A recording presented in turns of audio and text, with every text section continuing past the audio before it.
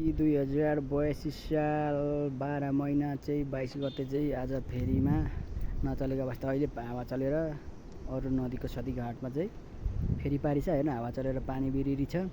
एउटा मात्रै गाडी थियो, निकै गाडी भइसक्यो यहाँ चाहिँ गाडीहरू। यो चाहिँ हावाको कारणले के यस्तो छ है, के गर्ने र। अब यो पुल भएको भए हामीले यस्तो शास्ति दिँदैनला। कहाँ पुग्ने मान्छेहरू सबैजना पुग्थ्यो।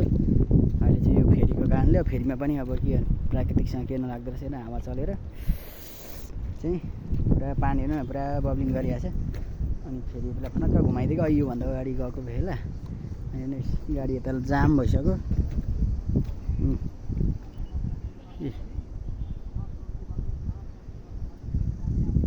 यस्तो है, गाडी यहाँ छ, मेरो गाडी चाहिँ यहाँ छ है। त्यही गएको 2 घन्टा भइसक्यो। पानी चाहिँ पुरै हावा चलेर चाहिँ फेरि चल्न दिएन।